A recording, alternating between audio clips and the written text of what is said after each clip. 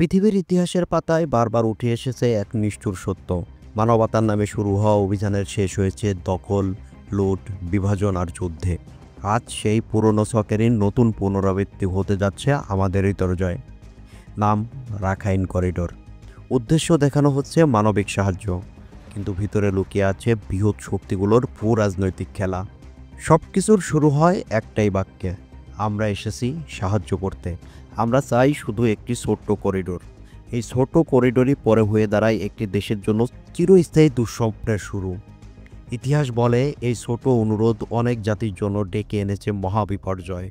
1992 সাল সোমালিয়ার বুকে নামলো জাতিসংঘ ও আমেরিকার শান্তিরক্ষী বাহিনী।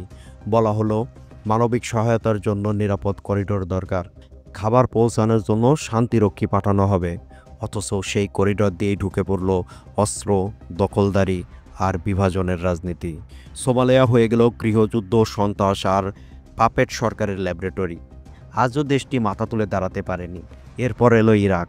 2003 সালে WMD অস্ত্র খুঁজতে নিরাপত্তার জন্য করিডোর তৈরি করা হলো, কিন্তু অস্ত্র খোঁজার আড়ালে ধ্বংস করে দেওয়া হলো গোটা জাতি। শুরুতে বলেছিল নিরাপত্তা, পরে ভেঙে দিল ইরাকের মেরুদণ্ড। কয়েক বছরের মধ্যে ইরাক টুকরো টুকরো হয়ে গেল সুন্নি, শিয়া, কুর্দিদের রক্তাক্ত বিভাজনে। সেই করিডোরের গল্প আজও লেখা হয় নতুন নতুন শরণার্থী শিবিরের হাহাকারে। সিরিয়া আরেকটি করুণ অধ্যায়। মানবতা রক্ষা করতে হবে, এই স্লোগান তুলে এখানে হাজির হলো আমেরিকা, রাশিয়া, ইরান আর প্রভাবশালী শক্তিগুলি। একে একে শহরগুলো ছিন্নভিন্ন হলো। কোথাও আসাদ, কোথাও বিদ্রোহী, কোথাও আবার আমেরিকা সমর্থিত মিলিশিয়া। হোমস, আলেপ্পো, রাকা। শতাব্দীর ঐতিহ্য মুছে গেল বারুদের ধোঁয়ায়। আজ সিরিয়া এক ডিফ্যাক্টো বিভক্ত রাষ্ট্র, যেখানে কোনো ভবিষ্যৎই নিরাপদ নয়। লিবিয়ার চিত্র আরও ভয়াবহ। কর্নেল গাদ্দাফির বিরুদ্ধে জনগণের পক্ষে বলে ঢুকেছিল ন্যাটো।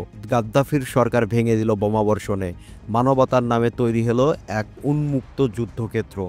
আর এখন লিবিয়া দুই ভাগে ভাগ, সন্ত্রাস, দাস ব্যবসা, অস্ত্র পাচারের স্বর্গরাজ্য।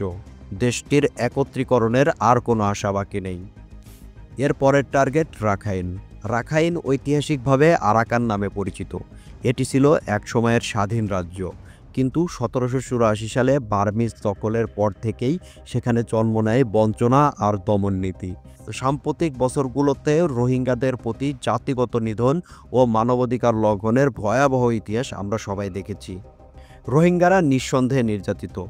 মানবিক সমাধান জরুরি। সমাধানের নামে যদি বাংলাদেশ সীমান্ত ধরে মানবিক করিডোর খুলে দেওয়া হয়, তাহলে তা হবে নতুন এক ভূ রাজনৈতিক আগ্রাসনের শুরু। কারণ রাখাইন অঞ্চলটি শুধু মানবিক সংকটের কেন্দ্র নয়, এটি চীনের বেল্ট অ্যান্ড রোড ইনিশিয়েটিভের অংশ। এখানে বিশাল গ্যাস পাইপলাইন, গভীর সমুদ্র বন্দর, স্ট্র্যাটেজিক সামরিক সবই জড়িয়ে আছে। ভারত ও রাখাইন সংযোগ নিয়ে শঙ্কিত, আর পশ্চিমা শক্তিগুলি চায় রাখাইন হয়ে বঙ্গোপসাগরে প্রবেশাধিকার। করিডোর খুলে দিলে বাংলাদেশ হয়ে উঠবে শক্তিধরদের যুদ্ধক্ষেত্র।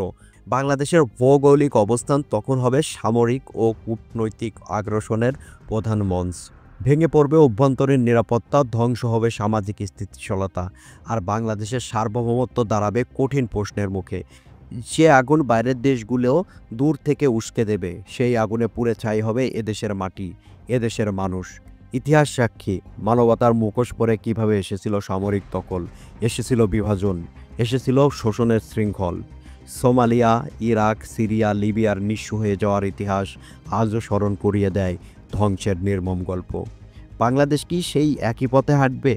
বাংলাদেশের মানুষ মানবতা চায়, তবে তা স্বাধীনতা বিক্রি করে নয়।